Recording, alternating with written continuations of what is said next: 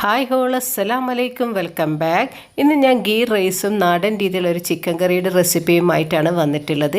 അപ്പോൾ ഈ ഒരു റെസിപ്പി എങ്ങനെ തയ്യാറാക്കിയിട്ട് എടുക്കുന്നത് നോക്കാം. അതിനുവേണ്ടി ഞാൻ അടുപ്പിലൊരു പാത്രം വെച്ച് അത് നന്നായി ചൂടായതിന് ശേഷം അതിൻ്റെ ഫ്ലെയിം ഒന്ന് ഓഫ് ചെയ്തതിന് ശേഷം അതിലേക്ക് 1/2 ടീസ്പൂണോളം മഞ്ഞൾപ്പൊടിയും ഒരു 5 ടേബിൾ സ്പൂണോളം മല്ലിപ്പൊടിയും അതുപോലെ തന്നെ 2 ടേബിൾ സ്പൂണോളം കാശ്മീരി മുളക് പൊടി കൂടി ചേർത്തിട്ട് ഇതിനെ ഒന്ന് നന്നായിട്ട് ചൂടാക്കിയിട്ടെടുക്കണം.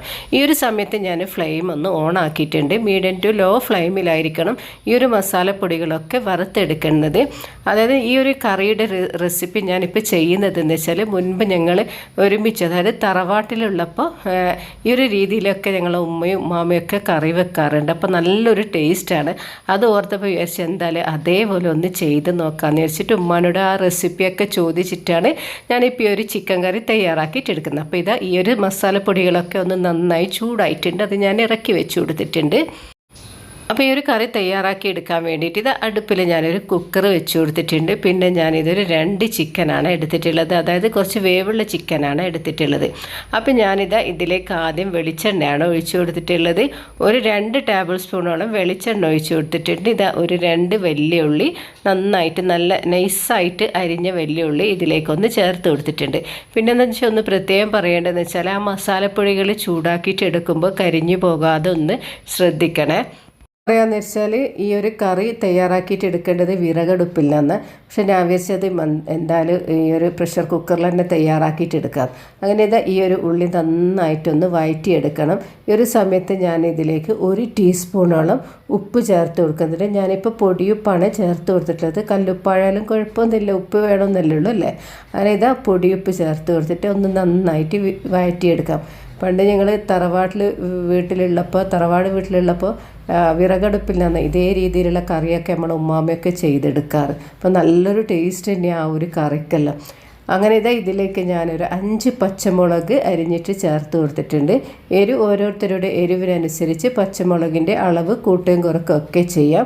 അപ്പോൾ ഈ ഉള്ളിയും പച്ചമുളകൊക്കെ ഒന്ന് നന്നായിട്ട് വഴന്ന് വന്നിട്ടുണ്ട്.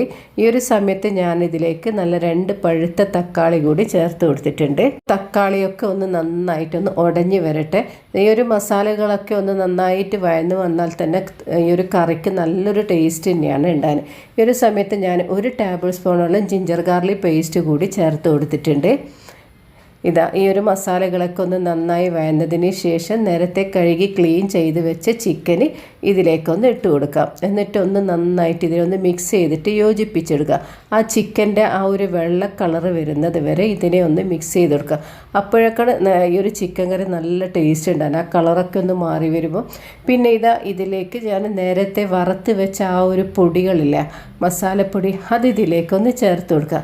നല്ലൊരു ടേസ്റ്റാണ് ഇങ്ങനെ കറി വെച്ച് കഴിഞ്ഞാൽ. ഈ ഒരു മസാലപ്പൊടികളൊക്കെ ചൂടാക്കിയിട്ട് കറി വെച്ച് കഴിഞ്ഞാൽ നല്ല ടേസ്റ്റാണ്. ഞാനിപ്പോൾ 1 ടേബിൾ സ്പൂണോളം മസാലപ്പൊടി അവിടെ മാറ്റി വെച്ച് കൊടുത്തിട്ടുണ്ട്. കാരണം കുറച്ച് കൂടുതലായിപ്പോയി കഴിഞ്ഞാൽ അതും ടേസ്റ്റിന് വ്യത്യാസം വരുമല്ലോ. അപ്പോൾ എരിവെല്ലാം കുറച്ച് കൂടുതലായിപ്പോലെ ആവശ്യമുണ്ടെങ്കിൽ ഞങ്ങൾക്ക് ഇതിലേക്കൊന്ന് ചേർത്ത് കൊടുക്കാമല്ലോ. അങ്ങനെ ഈ ഒരു മസാലപ്പൊടി ഇട്ടതിന് ശേഷം ഒന്ന് നന്നായി മിക്സ് ചെയ്തിട്ട് യോജിപ്പിച്ചെടുത്തിട്ടുണ്ട്. ഇതിലേക്ക് ഞാൻ നല്ല തിളച്ച വെള്ളമാണ് ഒഴിച്ചു കൊടുത്തിട്ടുള്ളത്. 1.5 കപ്പ് തിളച്ച വെള്ളം ഇതിലേക്ക് ഒഴിച്ചു കൊടുത്തിട്ടുണ്ട്. പൊടികളൊക്കെ ഒന്ന് ഇട്ട് കഴിഞ്ഞാൽ ഒന്ന് നന്നായിട്ട് മിക്സ് ചെയ്തിട്ട് യോജിപ്പിച്ചെടുക്കുക. അപ്പോൾ ആ മസാലപ്പൊടി ഒന്ന് നന്നായി മിക്സ് ആവുന്ന രീതിയിൽ തന്നെ ഒന്ന് യോജിപ്പിച്ചെടുക്കണം. അല്ലെങ്കിൽ കട്ട കട്ട പോലെയൊക്കെ ഉണ്ടാവില്ല. അപ്പോൾ അതില്ലാതെ ഇരിക്കാൻ വേണ്ടിയിട്ടാണ് ഒന്ന് മിക്സ് ചെയ്ത് കൊടുക്കാൻ പറഞ്ഞിട്ടുള്ളത്. അപ്പോൾ ഈ ഒരു സമയത്ത് ഉപ്പ് ചെക്ക് ചെയ്ത് നോക്കുമ്പോൾ ഉപ്പിൻ്റെ കുറവുണ്ടായിട്ടുണ്ട്. ഞാൻ ഇതിലേക്ക് ഒരു 3/4 ടീസ്പൂണോളം ഉപ്പ് കൂടി വീണ്ടും ചേർത്ത് കൊടുത്തിട്ടുണ്ട്. എന്നിട്ട് ഇതിനൊന്ന് അടച്ച് വെച്ച് വേവിച്ചെടുക്കാം. അപ്പോഴേക്ക് ഞാൻ ഒന്ന് റൈസ് തയ്യാറാക്കിയിട്ട് എടുക്കുകയാണ്. അതിന് വേണ്ടി അടുപ്പിലൊരു പാത്രം വെച്ച് കൊടുത്തിട്ടുണ്ട്. ഇതിലേക്ക് ഗീ ആണ് ഞാൻ ചേർത്ത് കൊടുത്തിട്ടുള്ളത്. ഒരു 4 ടീസ്പൂണോളം ഗീ ഇതിലേക്ക് ചേർത്ത് കൊടുത്തിട്ടുണ്ട്. ഇനി ഇതിലേക്ക് പട്ട, ഗ്രാമ്പു, ഏലക്കായ് കൂടി ചേർത്തിട്ടുണ്ട്. പിന്നെ ഞാൻ ഇതിലേക്ക് ചേർത്തിട്ടുള്ളത് ഇഞ്ചിയും വെളുത്തുള്ളിയും ചതച്ചെടുത്തതാണ്. അതുകൂടി ഇതിലേക്ക് ചേർത്ത് പിന്നെ ഒരു വലിയ ഉള്ളി കൂടി ചേർത്തിട്ടുണ്ട്. എന്നിട്ട് ഇതിനൊന്ന് നന്നായിട്ട് ഒന്ന് വഴറ്റിയെടുക്കാം. ആ ഒരു സമയത്ത് ഞാൻ അരി എടുത്തിട്ടുണ്ടായിരുന്നു. കപ്പ് അരിയാണ്, ജീരകശാല റൈസാണ് ഞാൻ എടുത്തിട്ടുള്ളത്. അത് നേരത്തെ തന്നെ കഴുകി അതിൻ്റെ വെള്ളമൊക്കെ ഒന്ന് ഒപ്പി എടുത്തിട്ടുണ്ട്. ഒരു സ്റ്റൈനറിൽ ഇട്ടിട്ട് അതിൻ്റെ വെള്ളമൊക്കെ ഒന്ന് കളഞ്ഞിട്ടുണ്ടായിരുന്നു. എന്നിട്ടിത് ഈ ഒരു ഉള്ളി വഴറ്റിയെടുത്തില്ലേ അതിലേക്ക് ഈ ഒരു റൈസ് ഇട്ടതിന് ശേഷം ഇതിനെ ഒന്ന് നന്നായിട്ടൊന്ന് വറുത്തെടുക്കണം. അപ്പോൾ ഈ ഒരു വറുത്തെടുത്ത് കഴിഞ്ഞാൽ മാത്രമേ ഈ ഒരു ഗീ റൈസിന് നല്ലൊരു ടേസ്റ്റ് ഉണ്ടാവും, നല്ലൊരു ഫ്ലേവർ ഉണ്ടാവുള്ളൂ. അങ്ങനെ ഇത് നന്നായിട്ട് ഇതിനെ ഒന്ന് വറുത്തെടുക്കാം പ്രത്യേകം ശ്രദ്ധിക്കണം. എന്താ വെച്ചാൽ അടിക്ക് പിടിക്കാതെ ശ്രദ്ധിക്കണം. ഫ്ലെയിം ഒന്ന് കുറച്ചിട്ട് മാത്രം വറുത്തെടുത്താൽ മതി. അപ്പം ഞാനൊന്ന് ചെക്ക് ചെയ്തപ്പോൾ അരി വറവായിട്ടില്ല, അപ്പോൾ കുറച്ചും കൂടി ഒന്ന് വറവാവാനുണ്ട്. അപ്പോഴേക്കും ഞാൻ വെള്ളം നേരത്തെ തന്നെ തിളപ്പിച്ച് വെച്ചിട്ടുണ്ടായിരുന്നു. അപ്പോൾ ഈ ഒരു വെള്ളം ഇതിലേക്കൊന്ന് ഒഴിച്ചു കൊടുത്തിട്ടുണ്ട്. ഞാനിപ്പോൾ ഈ ഒരു കപ്പിൽ ആ ഒരു കപ്പ് കാണില്ല, ആ ഒരു കപ്പിൽ 2 കപ്പ് വെള്ളമാണ് ഒഴിച്ചു കൊടുത്തിട്ടുള്ളത്. ഇനി ആവശ്യമുണ്ടെങ്കിൽ മാത്രം വെള്ളം ഒഴിച്ചു കൊടുക്കാമല്ലോ. അങ്ങനെയൊന്ന് അടച്ച് വെച്ച് വേവിച്ചെടുക്കുന്നുണ്ട്. അപ്പോൾ ഇതാ ഈ ഒരു ഗീ റൈസിലുള്ള വെള്ളമൊക്കെ ഒന്ന് നന്നായിട്ട് കുറുകി വന്നിട്ടുണ്ട്. ഞാൻ ഈ ഒരു സമയത്ത് ഇതിൻ്റെ ഫ്ലെയിം ഒന്ന് കുറച്ച് കൊടുത്തിട്ടുണ്ട്, അല്ലെങ്കിൽ പെട്ടെന്ന് തന്നെ അടിക്ക് പിടിച്ചും. അതില്ലാതിരിക്കാൻ വേണ്ടിയിട്ടാണ് ഫ്ലെയിം പെട്ടെന്ന് തന്നെ ഞാൻ കുറച്ച് കൊടുത്തിട്ടുള്ളത്. എന്നിട്ട് ഇതിനൊന്ന് ഇളക്കി യോജിപ്പിച്ചതിന് ശേഷം വീണ്ടും ഞാനിതൊന്ന് അടച്ച് വെച്ചിട്ടുണ്ട്. അപ്പോഴേക്കും 7 വിസിൽ വരുമ്പോഴേക്കും ഞങ്ങളുടെ ചിക്കൻ കറി ഇവിടെ റെഡി ആയിട്ടുണ്ട്. മാഷാ അല്ലാഹ്. ഈ ഒരു സമയത്ത് ഞാൻ ചെക്ക് ചെയ്തപ്പോൾ എരിവും അതുപോലെ തന്നെ ഉപ്പൊക്കെ പാകത്തിനുണ്ട്. ഇനി ഇതിലേക്ക് 1 ടീസ്പൂണോളം ഗരം മസാല പൗഡറും കുറച്ച് കറിവേപ്പിലും കുറച്ച് മല്ലിയില കൂടി ഇതിലേക്ക് ചേർത്ത് കൊടുക്കാം. ഇപ്പോൾ ഞാൻ ചിക്കൻ കറി വീണ്ടും ഒന്ന് ഇളക്കി യോജിപ്പിച്ച് കൊടുക്കേണ്ട. ഈ ഒരു സമയത്തിന് നല്ലൊരു സ്മെല്ലൊക്കെ വരുന്നുണ്ട്. ഇപ്പം തന്നെ കഴിക്കാൻ കൊതിയായിട്ടുണ്ട്. അങ്ങനെ ഇനി ഇത് ഇറക്കി വെച്ച് കൊടുക്കാം. അപ്പോഴേക്കും ഇതാ ഞങ്ങളുടെ ഗീ റൈസ് ഇവിടെ റെഡി ആയിട്ടുണ്ട്. മാഷാ അല്ലാഹ്.